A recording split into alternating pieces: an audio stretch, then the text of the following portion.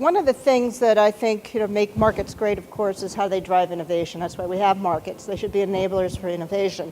So what I'm going to do is talk a little bit about today is how I see us using some of the experiences that I got from New York as to how do we apply them in the IEMO context and enable innovation and support it in Australia. And I have to say that in doing so, we've been helped in that with the Finkel Review and a number of the things that we'll be doing under that. So starting off, the issue that we had in New York, and I think I've been talking about several times, is we had an existential moment.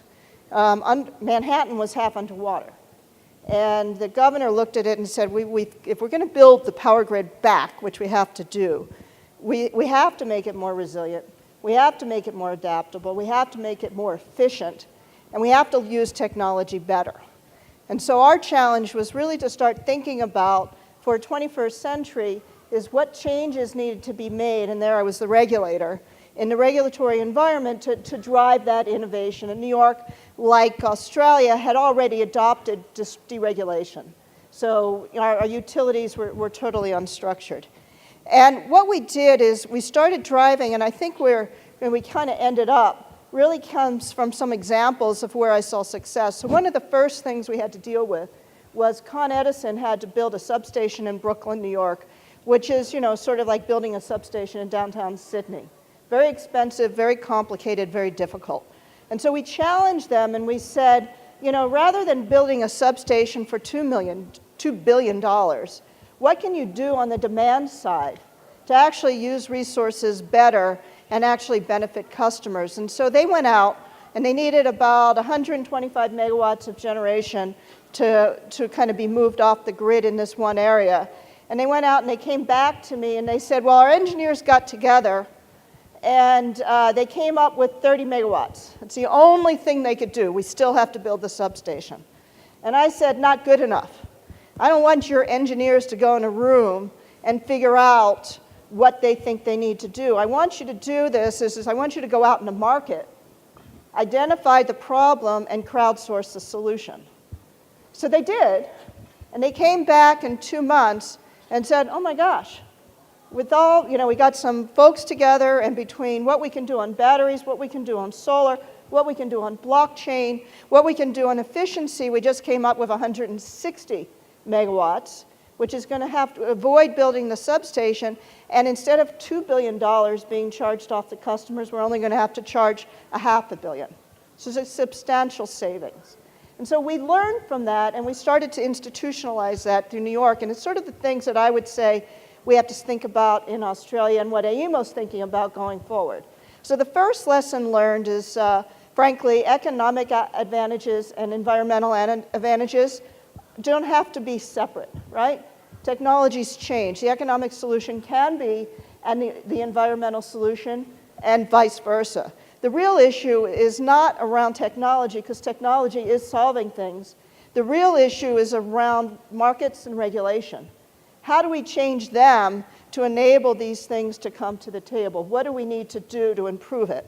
So we identified a number of changes which I think are pretty much universal and are applicable here. So one is putting the customers at the center. I mean, it seems pretty obvious, right? But you think about it, we designed the electric grid in the 20th century not with the customers in mind, but with engineers solving the issues, because we had regulated monopolies or government-owned entities, and we thought it was too complex. What we started thinking about is, frankly, from the customer's perspective, customers pay a total bill. And so what we really ought to be thinking about is how to make regulation and markets design to drive total efficiency from a productivity of the system, the entire system, from the customer's perspective. Because as a customer, you don't really care what your network costs are, or your retail costs are, or your wholesale supply costs are. What you really care about is what's your total bill. And it's that we had to start thinking about how do we optimize around that. The second piece was really the age-old problem in this industry, which is information asymmetry. And so when you think about it, utilities, retailers, they know a lot more information about the system than third parties, new people coming in. So how do we get rid of that. And so one of the solutions we came with is that whenever a utility had to do a capital product, they would develop these plans, and we called them integrated distributed system integration plan, where the whole of the system was laid out. All the needs were there. All the information became transparent, because markets are around driving transparency. And consequently, the innovators could then come in and say, oh, you've got that problem? I've got this solution.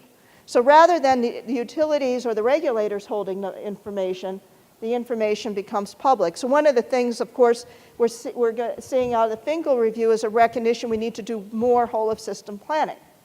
AEMO could work with the networks and others to actually put the information out there of what the system needs, some of the system opportunities, so the innovators then can start designing solutions that are actually going to be best for consumers. So creating that information availability. But that's not just long-term, it has to be real-time. So when you think about it, when we talk about energy markets, really traditional suppliers provided a lot of different products, not just energy. They provided systems security services, what we call system strength, and regulation services, voltage support, all those type of things. They also provided capability. Well, if you have a pricing regime, you're only sending one price signal, you're not actually providing that kind of information so that different resources could know what would be the resource needs, and then we can optimize them, because it is a machine. Thankfully, it's a system of systems. And so getting accurate information is important, and that's information not just on the bulk power system, but actually down to the meter. So actually seeing what the real value is of being able to shift demand becomes valuable, because at this point, and remember, AEMO's job as a network operator is simply to keep the system in balance. We're indifferent on whether that balancing occurs because we're able to withdraw load from the system or add supply. What we care about is optimizing it real time, using and making sure it's secure real time. So having pricing that gives that accuracy and allows people to invest is also part of destroying this information asymmetry and really creating real markets. The other piece that we thought was really important was encouraging collaboration. So what's really different now, and I think it's really different in the 21st century economy, and you know this as innovators, if you think that you are the only one who has the solutions, you probably know you're wrong. And so when I think about the utility industry, and I grew up in the regulated monopolistic utility industry, we felt it was the command and control approach. Everything was closed system. There's the idea of open formats was like just totally foreign. And the result is we got really good ideas, but we probably didn't get the best ideas. So one of the things I think is very important is that we collaborate, we learn, we don't assume we have all the answers. One of the things we're doing at AEMO's, of course, we're collaborating with ARENA, and we're looking to work with third parties, things like blockchain, things like virtual power generation, so we actually can understand how this system can be worked, and we can develop the systems about getting there. The other thing is taking risks. So, one of the things that, as a former regulator, utilities always knew, is that if they did what we told them to do, there was a 99% chance that they would recover their investments, right? So they weren't risk takers. And when you think about companies that take risks and the amount of money they put into R&D, traditionally utilities didn't. So one of the things we thought was very important is that we encourage proof of concepts. Because the problem is if you try to design in a market academically, and you sit in a room and you say, oh, I think this is the way we have to design this product, but you've never really used a battery. You've never actually worked with virtual power generation. You've actually never really seen demand response work. You could spend 2 years and then come out with something and it's suboptimal. So the other aspect that we're doing differently at AEMO is we're starting to do these proof of concepts. Working with ARENA, working with third parties, learning how we use these technologies. So we're excited about, for example, the work we're doing in South Australia with batteries, with the work we're doing in Victoria, because we're going to learn from all of these experiences, and out of those learnings, we'll get richer, we'll get better, and we'll be able to design these services. So I think another aspect of this and getting us to scale is a recognition that we have to be willing to take risks. We have to work small, because you think about entrepreneurs, they learn from something and they pivot.